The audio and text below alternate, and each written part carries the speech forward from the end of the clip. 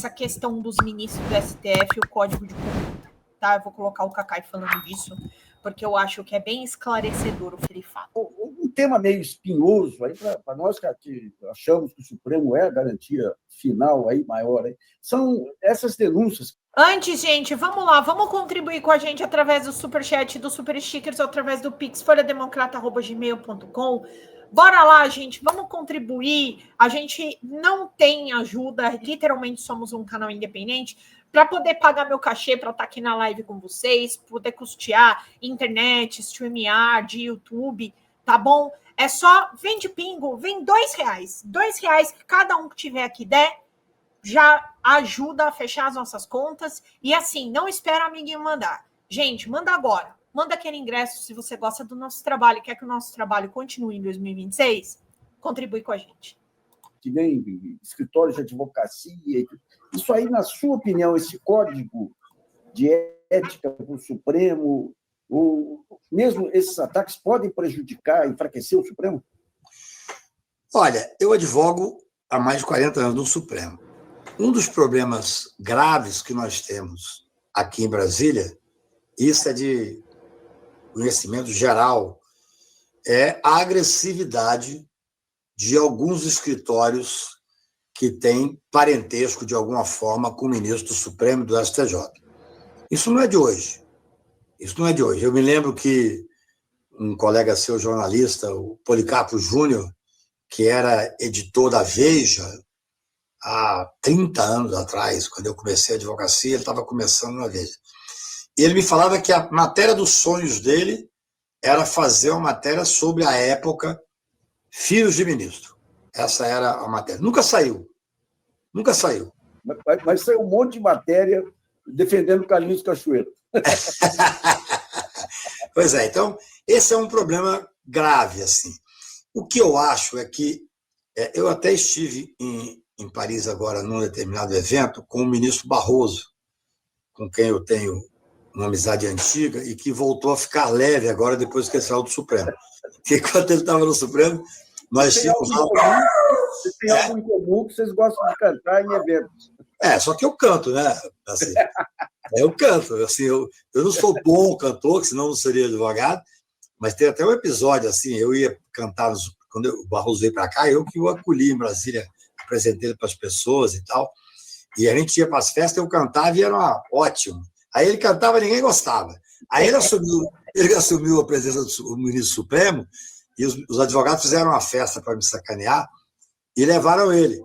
Aí eu cantei, ninguém aplaudiu, ele cantou, todo mundo aplaudiu de pé.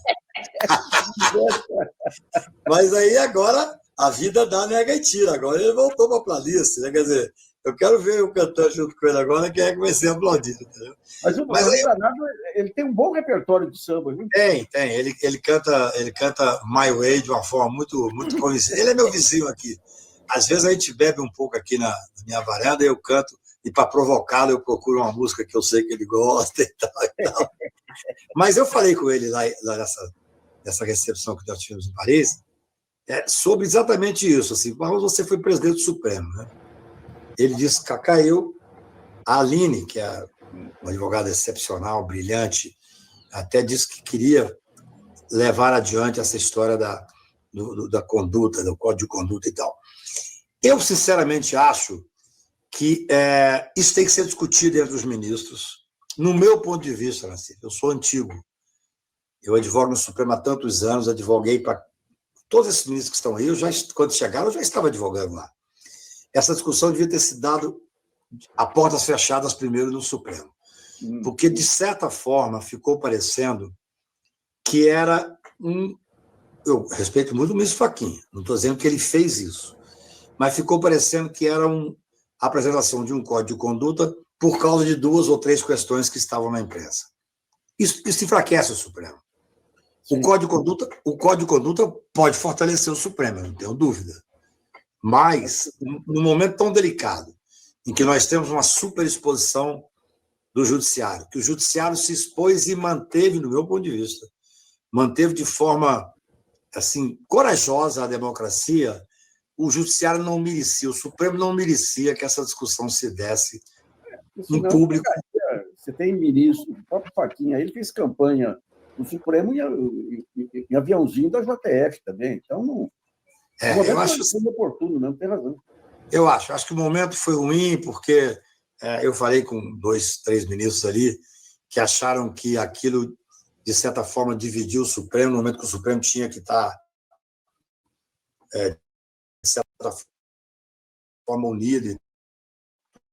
Então, assim, essa discussão é necessária, o ministro respeitadíssimo, mas essa discussão ela tem que ser pública depois que o Supremo chegar a um consenso. O Supremo pode chegar ao seguinte consenso: temos que fazer, ainda que vai enfraquecer determinadas questões. Paciência, faça.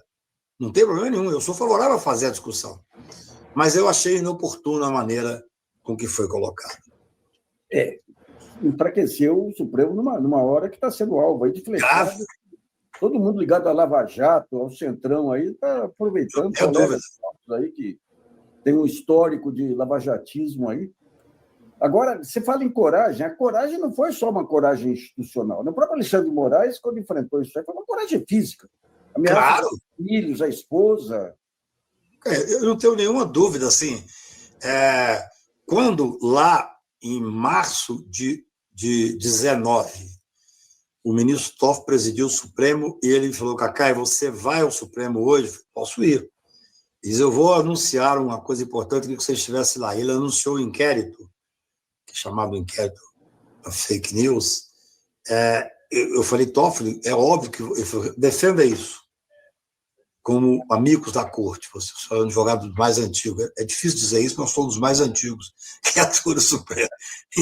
E aí eu disse: Toffoli, é óbvio que você tem o direito de abrir regimentalmente, mas distribuir para o ministro Alexandre fere o juiz natural. Ele disse: eu não posso te dizer nada, só estou te dizendo que está acontecendo muita coisa e que nós estamos sendo ameaçados. E eu acreditei nisso. Eu sei porque eu conversei com outros ministros que tinha filha ameaçada, que tinha filho ameaçado.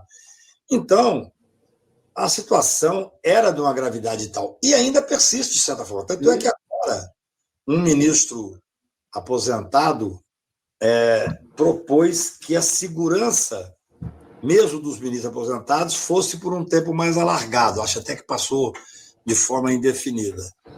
Em princípio, eu seria contrário a isso, que é um custo altíssimo. Mas, tendo em vista o que eu ouvi, é necessário. Sim. É necessário. Um ministro desse, que entra no avião sozinho, que passa numa festa qualquer, ele é ameaçado, então tem que ter segurança. Então, o momento ainda é grave. Por isso é que eu acho que a discussão é boa, necessária, mas, no meu ponto de vista, ela foi inoportuna. O Cacai, o Toffoli, ele falou não apenas com os advogados mais antigos, mas com os jornalistas mais antigos. Que legal, bom. E aí é isso, gente. Ele consegue dar um panorama legal. Realmente, quem atua não são todos nós, advogados, que atuamos no STF. Nós não fazemos sustentação oral no STF, como o Cacai, ele já tem essa vivência. Às vezes a gente faz só no tribunal aqui do Estado mesmo. E os nossos recursos são analisados virtualmente, aí você pode pedir para fazer a sustentação oral, mas, você tem que viajar para Brasília, tem todo um custo. Ele não, ele já atua com pessoas de lá, então ele tem esse acesso mais fácil ao STF. Mas foi bom a gente ouvir o Cacai, ver o que ele acha, e é isso, né? Isso não precisaria estar sendo levantado agora, o que mais uma vez comprova de que é uma falácia para prejudicar aí a popularidade do presidente Lula, pegar o Alexandre de Moraes e, logo mais, o Dino, né? Como alguns canais de esquerda não estão percebendo o mesmo modus operandi da Lava Jato, até os mesmos personagens da mídia hegemônica. Sabe o que me preocupa, Célia? É eles saberem o que está acontecendo e eles estarem começando a se dividir por conta de financiadores, entendeu? Porque muitos têm o mercado financeiro por trás para custear. Então, eles podem estar aí se vendendo, de certa maneira, para esses financiadores. Tipo, quem paga o canal está a favor por exemplo, tripudiar o Alexandre de Moraes, entendeu? Então aí fica complicado, fica bem, bem complicado. Ou até na manutenção. Na manutenção do Banco Master eu não acredito, porque o que eu soube, tá, do Banco Master é que assim, 60% do fundo garantidor eram de investidores do Master. Então, isso é algo que os outros bancos que existem no mercado, eles vão para cima. Porque se todo o fundo garantidor vai para um lugar só, isso tem que ser questionado, né? Então, também o Banco Master tinha aquela questão do CDI de 140%, acho que era 140%, 141% de margem, né? Que você podia ter de investimento. Então, isso era uma concorrência até um pouco desleal com outros bancos. Então, isso gerou um problema no mercado financeiro. Tem uma rusga com relação a isso, uma certa como se fala? Rixa desses investidores. Então é isso. E mídia, que é custeada por esses caras, acaba comprando o discurso porque é quem paga as contas. E a gente precisa, infelizmente, sair da nossa nuvem de algodão, que é uma merda, e achar que tudo é política, e saber que realmente tem dinheiro por trás, que pode não ser um dinheiro de uma fonte progressista. Pode ser um dinheiro que venha de um mercado financeiro e de um investidor que não tenha tanta capacidade assim de ser totalmente voltado com a sua opinião política para o progressismo, entendeu? Que pode ser que esses investidores não sejam do nosso campo, e aqueles que recebem por isso podem também não ser tão progressistas quanto parece. É difícil, mas a gente precisa aceitar. Célia, obrigada. Agora faltam R$81, gente, para a nossa meta.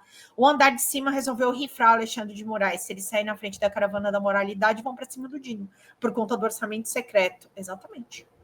É isso. Eu acho que todo mundo aqui pegou a história, né?